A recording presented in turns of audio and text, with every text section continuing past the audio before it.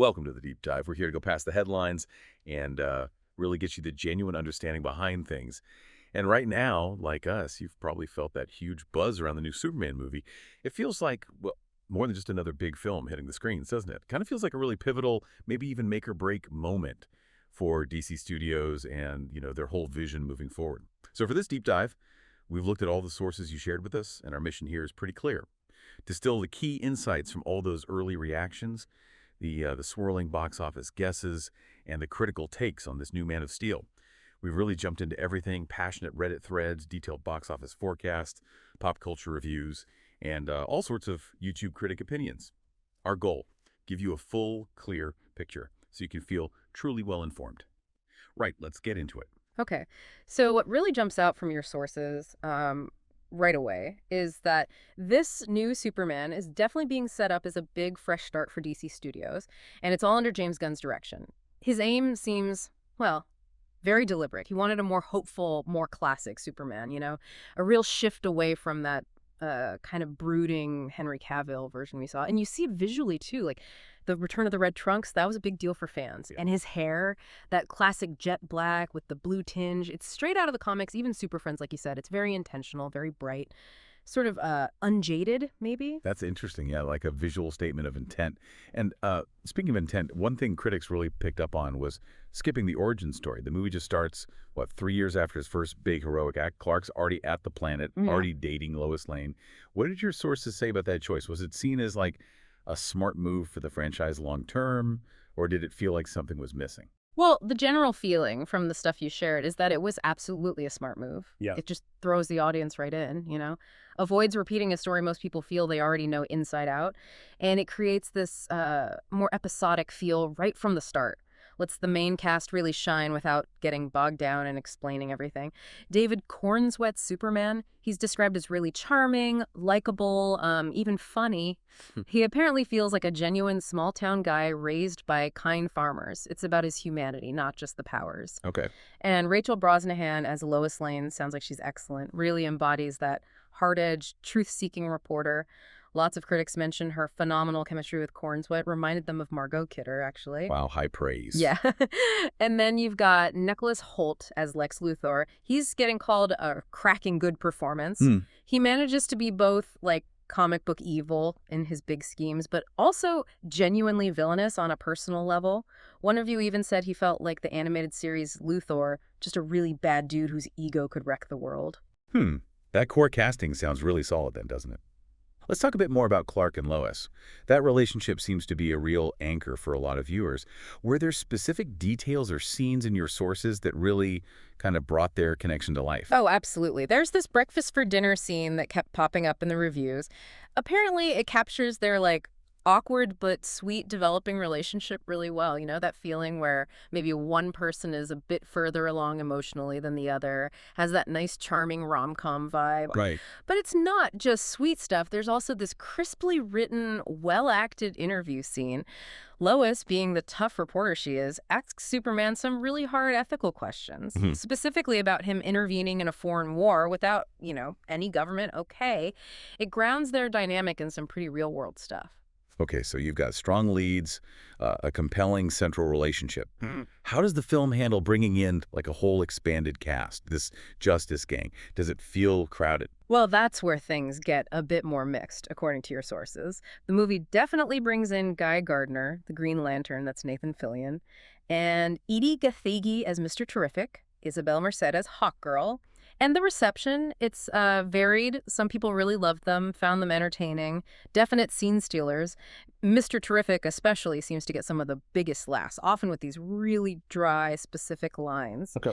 But on the other hand, some critics felt these characters were maybe a bit one-dimensional, or that they made the movie feel a bit over the top sometimes, maybe pulling focus from Clark and Lois. Right, that delicate balance. And speaking of over the top or maybe just distinctive, James Gunn's humor, it's definitely in there, right? Yeah. It sounds like it works great for someone like Guy Gardner, fits his personality. But some critics felt it was maybe out of place sometimes, or even undercut emotional moments.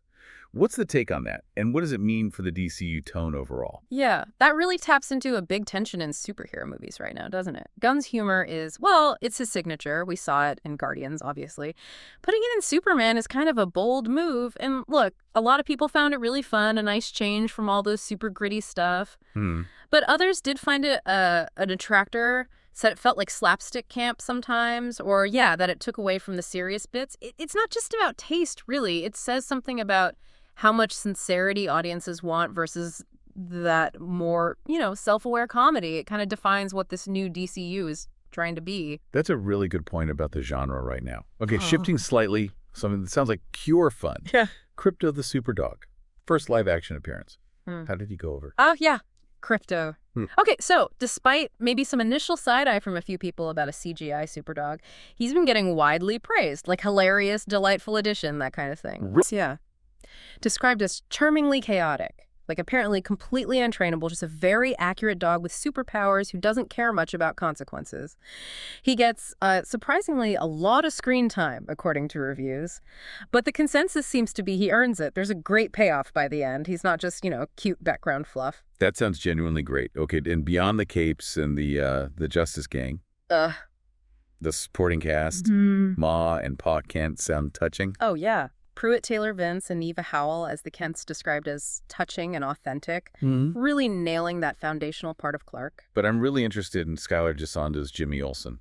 A fresh spin. And his Gold Side story made people want a spin-off. What's so special about Jimmy's part? What seems to stand out is that it wasn't just the typical, comic relief buddy role. Sources said his storyline gave this unique viewpoint on everything else happening. It had humor, yeah, but also real emotional moments, almost like a little parallel story that felt satisfying on its own. Apparently very clever. Made Jimmy more than just Superman's pal. He had his own agency, moments of bravery, wit. Interesting. Okay, let's pivot and really dig into the film's overall tone. That seems to be a huge discussion point. How's it being described? What's the vibe? Yeah, the big description that keeps coming up is the most comic book movie we've ever seen. It seems to really unashamedly lean into a Silver Age feel. Silver Age? Yeah, like 1950s, 60s comics, generally more optimistic, sometimes whimsical, lots of imaginative, bright storytelling, wild sci-fi concepts. So this Superman apparently mixes serious character stuff with what critics are calling crazy super science and pretty wild plot points. It's been compared to the Keith Giffen J.M. DeMatteis Justice League comics, which had a lot of humor. It's aiming for that hopeful, vibrant, buoyant feeling, kind of like Raimi's first Spider-Man movies, maybe. Okay, yeah, the Raimi Spider-Man comparison makes sense, especially with all the talk about hope and vibrancy. And like we touched on that specific humor, it landed differently for different people. Yeah. What does that tell us about what audiences expect from superhero movies now? Exactly. So while lots of people found the humor really enjoyable, delightful even, it definitely rubbed some the wrong way. They felt it maybe pushed it into slapstick camp territory or, undercut the serious stuff. And this isn't just a small thing, right? It points to maybe a split in audience expectations. Many have gotten used to darker, grittier, maybe more morally gray heroes. So this movie embracing a brighter, more classic tone, especially with that humor, it's a statement. And yeah, clearly not everyone's going to vibe with it equally. Right. So beyond the tone and the humor, sounds like the film gets into some deeper themes too. Social commentary. How does it handle that? It seems pretty thoughtfully done, actually. Superman himself is portrayed strongly as an embodiment of the classic American immigrant story. And the film really leans into nature versus nurture, his goodness, his morals. They come from the Kents, from his upbringing, not just because he's Kryptonian. There are moments described as striking and having legitimate social commentary, particularly scenes where Superman is, detained and the public is questioning his actions, draws clear parallels to real-world stuff. But through it all, his core values are clear. He's noble. He apparently takes time to save a squirrel during a fight. Okay. Yeah. And he consistently questions if killing is necessary, even for destructive monsters. Just a strong commitment to preserving life. That is powerful. And for some people, it sounds like the Superman went beyond just being a movie. It inspires to be a better person. That's a feeling some reviewers compare to watching early Captain America films or even the Mr. Rogers documentary. What is it in the film that creates that kind of reaction? Is it Corrin Sweat? The story? Sources seem to point to a mix of things. Yeah, Corrin Sweat's earnest performance is part of it. The clear moral compass instilled by the Kents.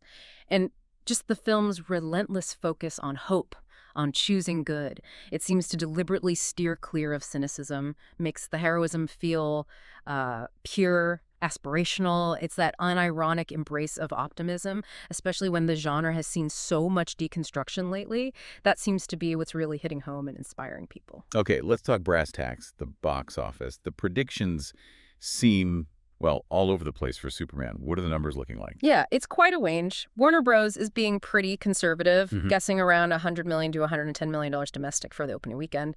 But independent trackers, they're suggesting more like $120 million to $130 million. Then you have some outliers predicting way up at $175 million, and others way down, like $60 million to $90 million. Right, Yeah. yeah. Internationally, the expectation is at least another $100 million. It's a big spread, definitely shows the uncertainty around this launch. It's funny, you hear this narrative about it being divisive, but then you look at Rotten Tomatoes.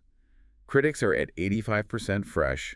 Audience score is a massive 96%.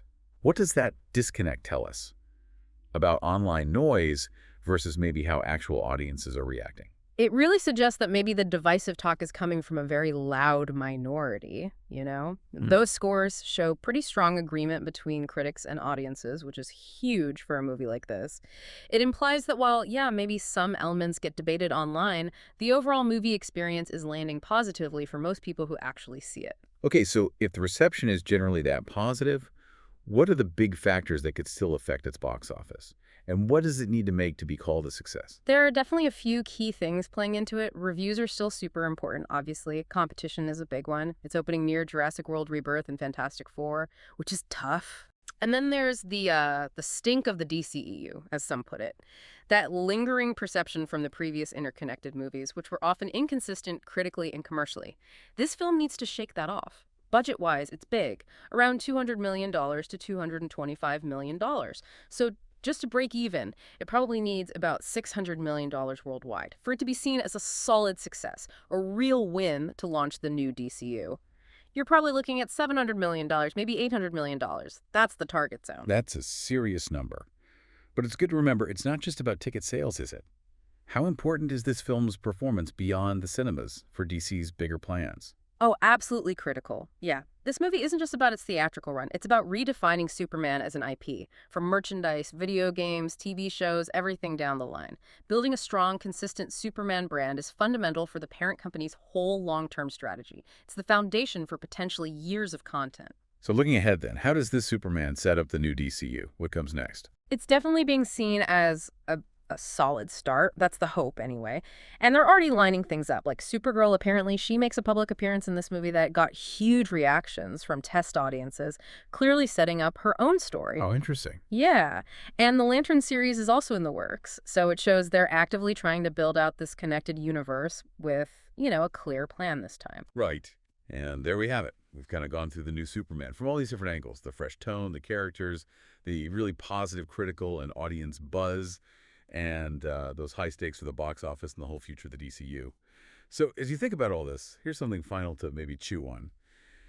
We live in a world just packed with superhero stories, Right. often leaning gritty or morally complex.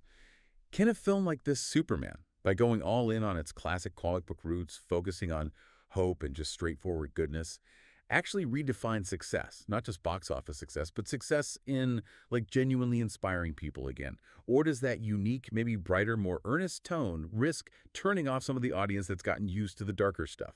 Something for you to consider. What part of this discussion resonated most with you?